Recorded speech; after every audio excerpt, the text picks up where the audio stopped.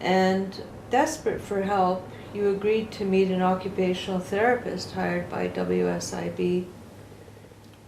And she knew you were in bad shape, and you made it clear to her that you were in no way prepared or ready to go back to work.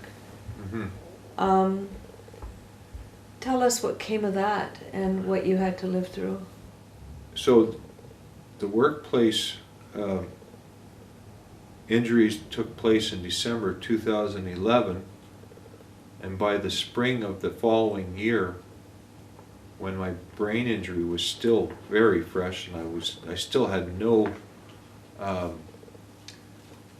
short-term memory whatsoever, I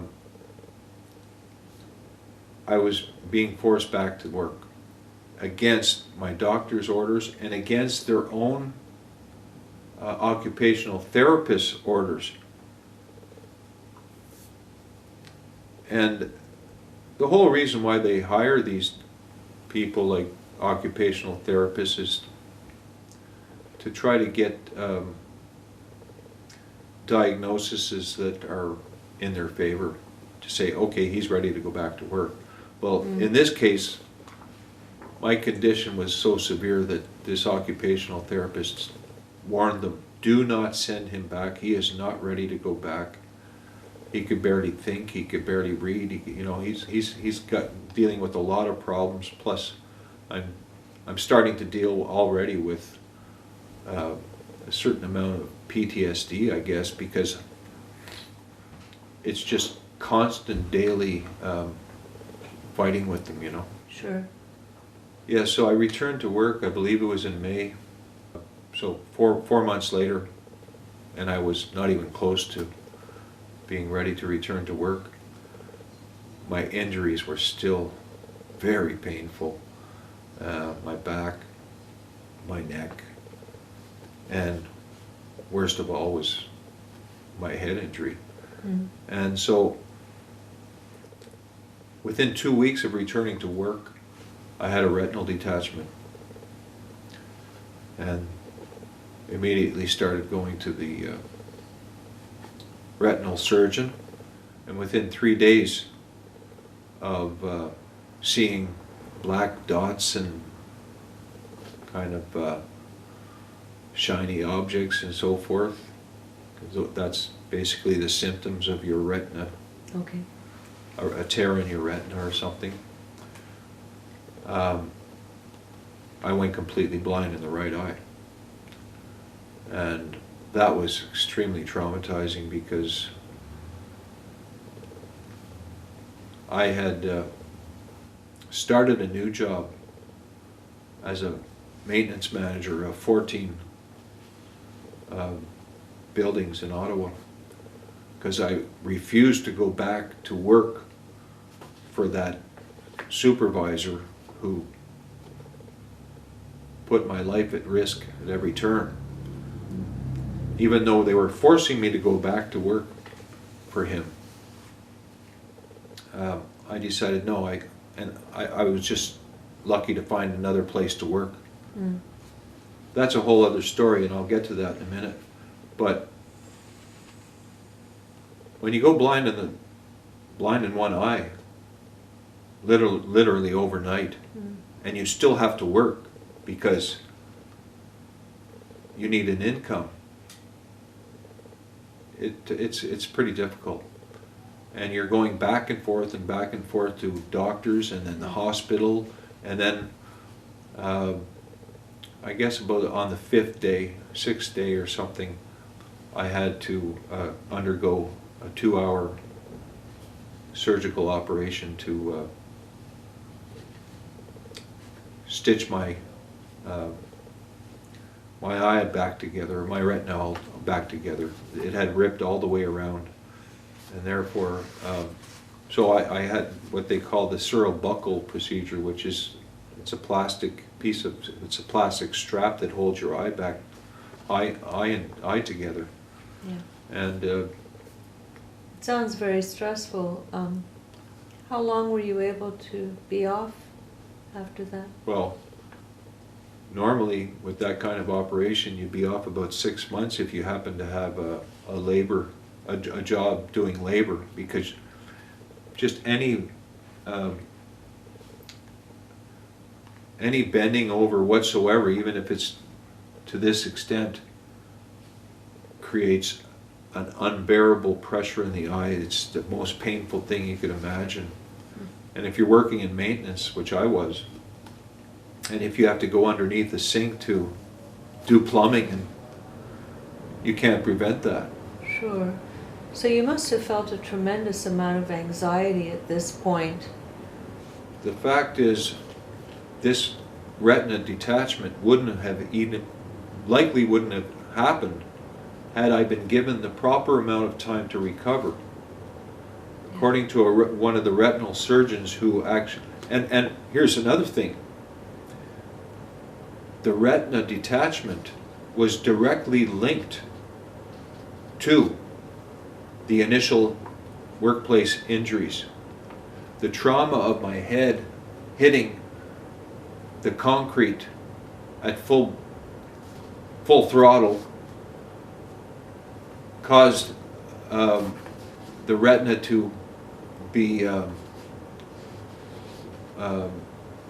jarred back, like it caused trauma to the retina. Right.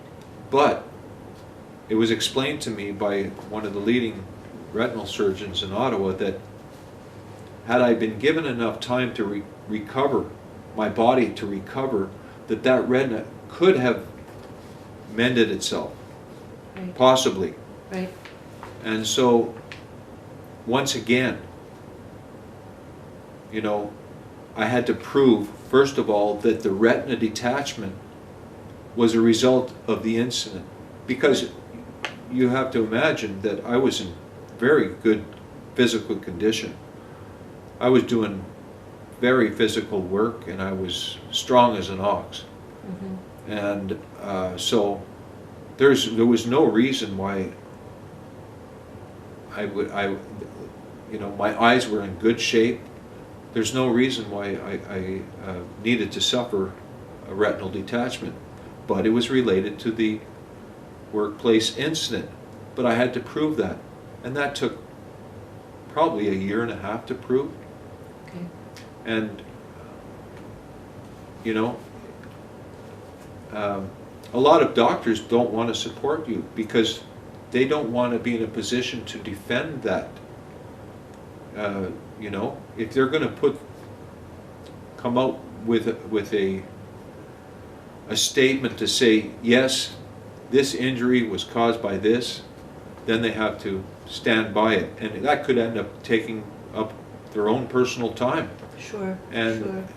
But in this case, I was lucky enough to get a retiring surgeon to support my claim, and he was adamant that because of the type of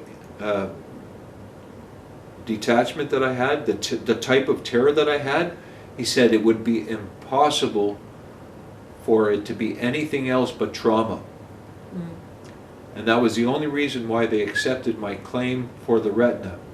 But that took another year and a half of constant fighting before they accepted that. So this is all very traumatizing, and in the meantime, you're fighting these people at every turn. It turns out it winds up to be a full-time job. It's a full-time job, as in 7 days a week, preparing your own defenses, preparing your own statements, and submitting objections to their decisions, and writing emails, and setting up doctor's appointments, and getting other doctors to support you. You know, it becomes a 7-day-a-week, very Sure. traumatizing experience, and in the end, 90% of the people, including myself, who wind up on long-term WSIB benefits develop PTSD and anxiety. And Sure. How long were you off then after that surgery before you returned to work at your new job? I was only off for 5 days. I didn't have a choice. I don't know how I did it because, like I say,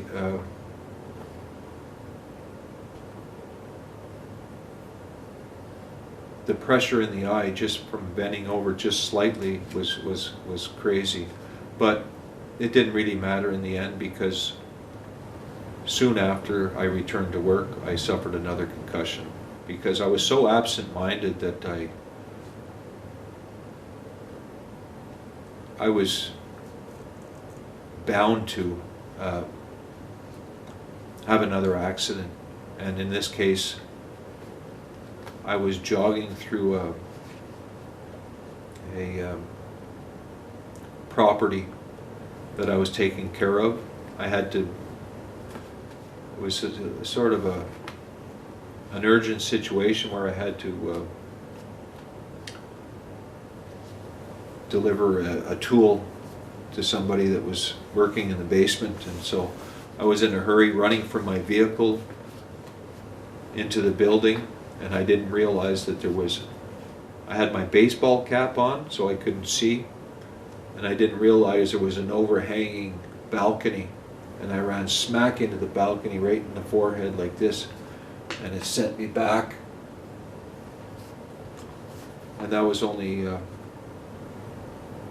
week after I had surgery on my eye. Mm. So What came of that?